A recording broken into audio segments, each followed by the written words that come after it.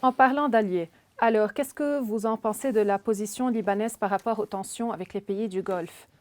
Regardez, mon avis a été toujours celui d'adopter une politique plus que distanciation, une politique, ce que j'appelle souvent de neutralité positive. C'est une neutralité politique, ce n'est pas une neutralité légale. Le Liban ne peut pas être considéré, ne peut pas devenir comme la Suisse ou la Suède. Nous sommes un pays arabe, membre fondateur de la Ligue arabe, mais ça ne veut pas dire que nous devons assumer tous les problèmes, tous les poids de la situation régionale seule. Justement, votre avis concernant l'initiative koweïtienne et l'initiative franco-saoudienne? Justement, je voudrais revenir maintenant sur cette question-là.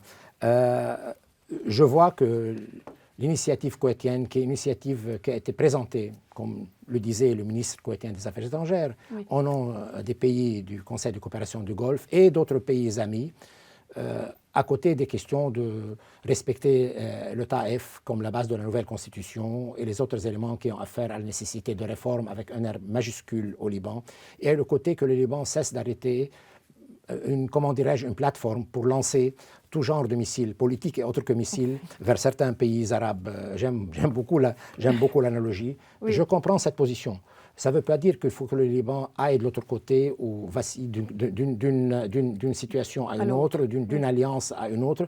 Comme je dis, le Liban doit regarder tout d'abord vers sa famille arabe, vers le monde arabe, sans être un inconditionnel de certains politiques. C'est dans l'intérêt tout à fait stratégique libanais, dû à la structure sociétale avec ses répercussions politiques du Liban, que le Liban adopte une politique, comment dirais-je, équilibrée, d'engagement politique quand c'est nécessaire, mais de rester à l'écart de ces conflits directement et indirectement, parce que le Liban est amené à faire partie de ces conflits, pas par l'action de l'État, par des actions qui ne dépendent pas de l'État, qui vont au-delà de l'État. Voilà un tout petit peu ce que moi je prêche depuis longtemps. Et c'est pour cette raison, quand j'étais ministre des Affaires étrangères, j'avais lancé l'idée d'essayer de développer un minimum d'accord national entre les différentes factions. On ne peut pas éliminer aucune faction. On peut ne pas être d'accord avec cette faction ou l'autre faction. Chacun est libre de sa pensée, de son point de vue. Je respecte tous les avis.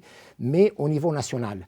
Et j'ai été à la Commission des Affaires étrangères en tant que ministre et j'ai dit, écoutez, je viens vous parler en tant que représentant de l'État libanais. Sur le terrain, peut-être vous êtes beaucoup plus fort que moi, mais moi je représente la légalité, la légitimité légale.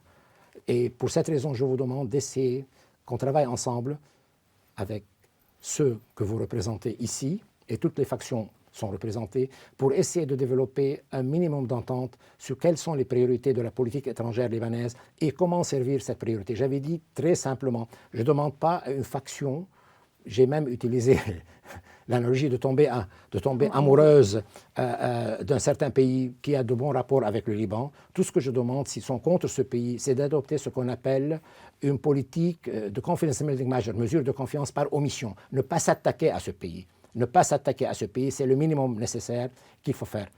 Je peux dire que je n'ai pas réussi, bien sûr, mais j'étais très archi-réaliste pour essayer que toutes les parties libanaises, toutes tendances confondues, soient d'accord, se mettent d'accord sur la définition des priorités libanaises, 1, et 2, qui est assez important aussi, qui n'est pas moins important que définir les priorités libanaises, comment servir ces objectifs et ces priorités nationales libanaises. Si on n'arrive pas à aboutir à cette question-là, nous serons toujours dans une situation terrible et difficile et nous serons toujours la même boîte postale, même si les acteurs changent, le jeu reste le même.